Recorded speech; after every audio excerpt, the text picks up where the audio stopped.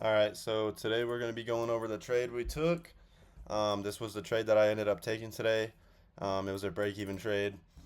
So let's get into the recap. So coming into the morning, let me pull this back real quick. Coming into the morning, I had a very obvious bearish bias. So I'm looking at the most recent price leg. You know, I'm not looking at the entire thing right here.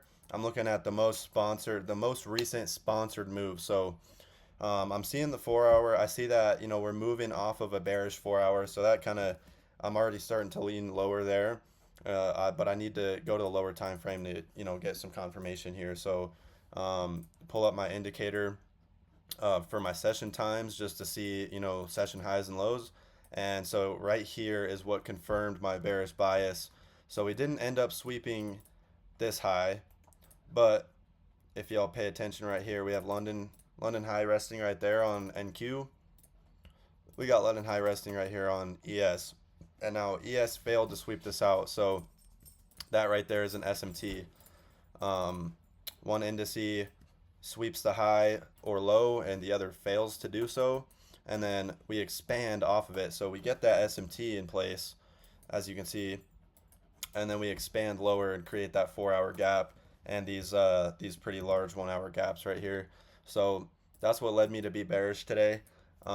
Just the most recent sponsored move. That's what's happening, not what has happened.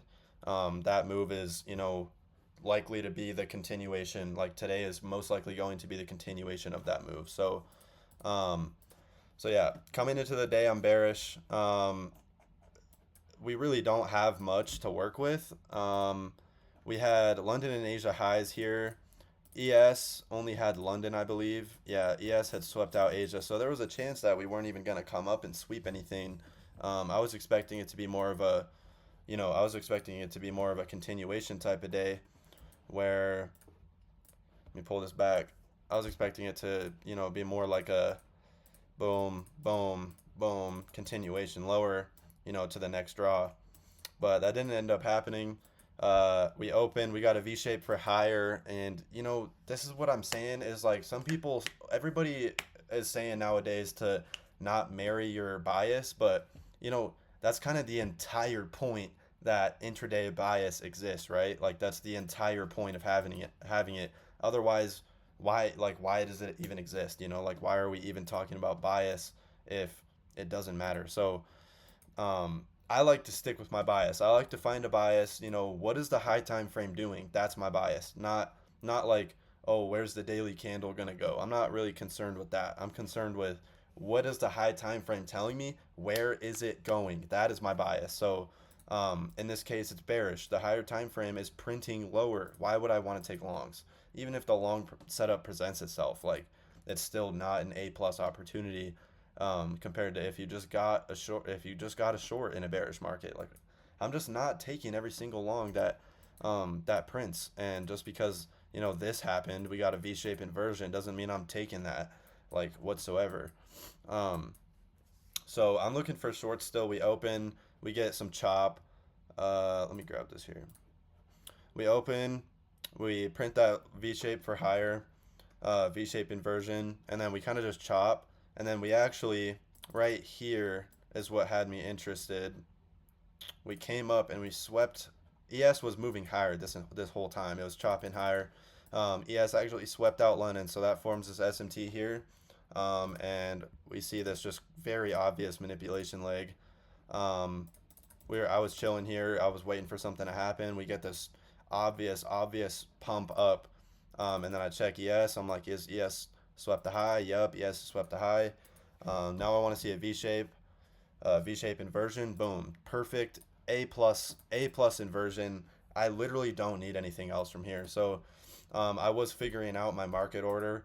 So I actually did get a perfect fill. I didn't get on the candle closure. I got in at like perfect fill at the IFEG. And then I wanted to be MNQ's wick was actually higher. So I went break even at this wick on MNQ because I use micros, but for some reason it's longer on NQ. However, we did actually print this swing low. and then we took that swing low. So either way, if I took it on NQ with a mini for whatever reason, which I never really do, I would have been break even anyways because it took the first swing low that printed within the trade right here. So boom, right there, that's break even. But we also did sweep out the wick on MNQ. So I was break even there. Price ends up just wicking out. We chop literally for 30 minutes. Equal highs with my stop. And then finally it runs through. And we actually get another V-shape inversion that gets stopped out. So I mean, if y'all just take a look at this price action today, you almost like wouldn't be able to find, like a clean move. Like you probably would have seen this. Like it's today's price action was so unfavorable. And I'm very happy to be break even out. Happy to be out break even today. It was a really clean trade. I'd call it an A plus setup. It was everything I needed. I followed every single rule. And yeah, feels great. That was my trade for today, guys. Um, if you guys need some more insight, drop some comments or something. Let me know what y'all want to see. I got sauce to drop. I got everything. Y'all let me know. It's really up to y'all. Well, it's up to me, but uh, I want to hear what you guys want. I want to hear, do you guys need a strategy video? Do you need a psychology video? Do you need this and that? Like, drop some ideas, some suggestions on what y'all want to see, and I'll get to it.